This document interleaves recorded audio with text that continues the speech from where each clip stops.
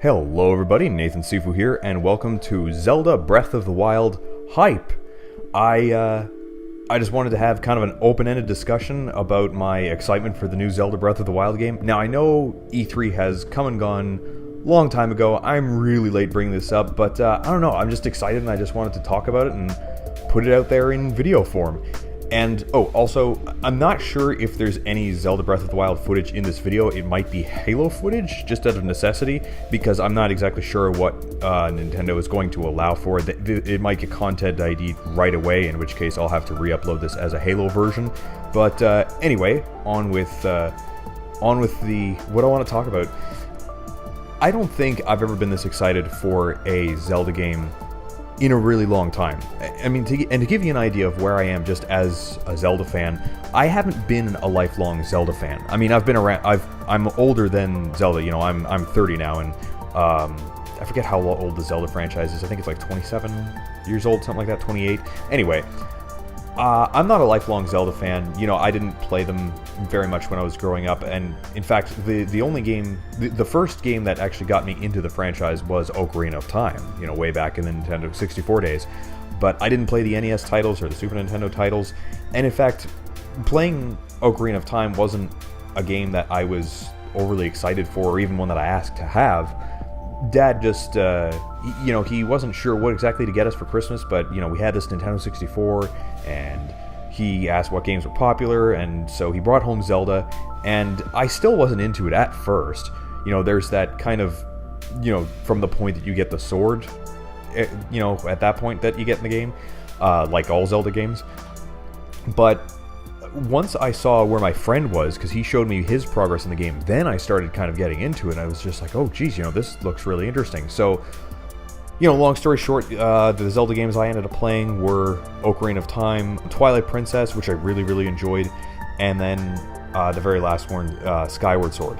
Aside from that, those are really the only Zelda games that I've played. I haven't been really super excited for them until now. Zelda Breath of the Wild looks fantastic. I wasn't exactly sure if I agreed with the art style at first, but after seeing it in action, I'm totally on board. When they had first announced that Nintendo at E3 was just going to be primarily two games, mostly Zelda and a Pokemon game, I did not think that that was going to be any good. I thought that that was a recipe for disaster, but lo and behold, in its simplicity, just doing an 8-hour stream, you know, every day for a few days of Zelda Breath of the Wild couldn't have gotten me more excited to play it. Even the trailer didn't really do it justice. I would recommend that you actually look at the E3 playthroughs that they were doing. Those really showcase the game and what you can do, and just some of the exciting things that are coming up.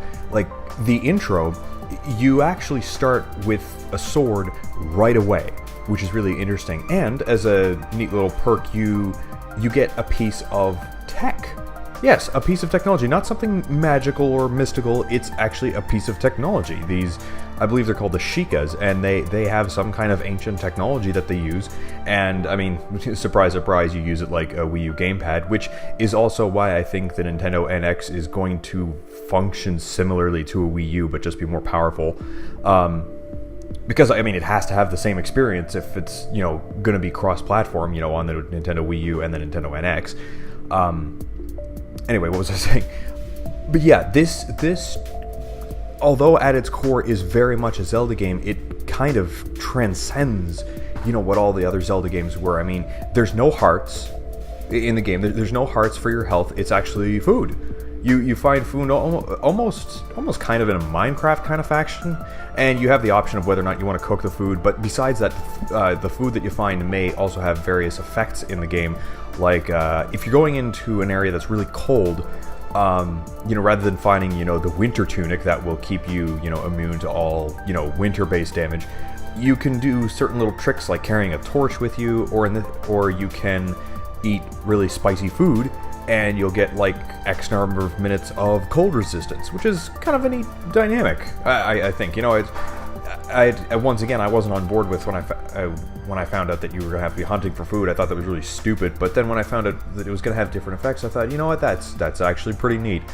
And yeah, just the freedom that you have in this game, and the vast world that you can explore. They said the world would be slightly smaller than Xenoblade Chronicles, which, I mean, I've never played Xenoblade Chronicles, but a friend of mine told me that the world of Xenoblade Chronicles was larger than Fallout 4's map and Skyrim's map combined. So this is going to be an absolutely massive game. It's going to be gigantic. In terms of navigating this massive map, you will be able to fast travel between different shrine locations, and in terms of slow travel or real-time travel, you'll be able to, of course, ride on horseback. You'll just be able to run or walk normally, and you'll be able to use your shield as like a surfboard or a snowboard, you know, going down hills and stuff. You'll be able to use a parachute kind of contraption to, you know, go from high to low places. And you'll also be able to climb just about anywhere. But of course, you got to watch a stamina meter, because if you run out of stamina, you'll fall to your death, depending on how high up you are. You can pick up any of your enemy's weapons. In fact, if they're like at a campfire or something, you can do things like grab their weapons before they get to them and kill them with their own weapons. And actually, on the topic of weapons, there's going to be lots of different weapons in this game, and I think they said there would be weapon damage. I hope I'm wrong about that, because I actually hate weapon damage.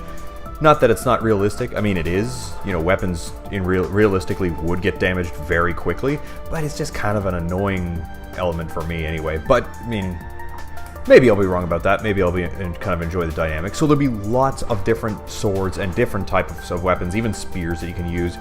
Lots of different kinds of shields, and as well as different armor pieces that you can mix and match. You know, it's not going to be just, you know, just the you know, you have the red tunic, the blue tunic, the green tunic. You'll have different pieces of armor that you can continuously add on to.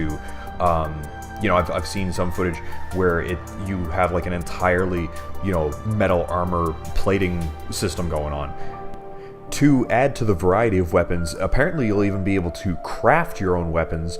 You'll be able to craft your own melee weapons, as well as projectiles, like for arrows, you know, for your bow. And also with your arrows, you can even just wait for other enemies to shoot arrows at you, and if they miss, you can collect them and shoot them back. The puzzles look more intriguing than ever before. But I think the thing that actually kind of got me excited for it the most was finding out that you find out more about the story by finding different elements in the game. You can actually go through an entire playthrough of the game and miss crucial elements that make you miss out on the story. You really get the full experience of the game by trying to 100% it and get the full story that way. You know, it's not necessarily fed to you like like Ocarina of Time or any of the other Zelda games, where, you know, you're on a specific path and you have to discover the story because, you know, it happens as an ABC kind of thing. This is completely open. In fact, they said, and this is extremely interesting to me, I don't know if I'll ever try it. Maybe I'll try it on, like, after I've beaten the game or something. But they said that you can actually go right from the beginning of the game and go straight to Ganon. You can go straight to the last boss right from the very beginning of the game.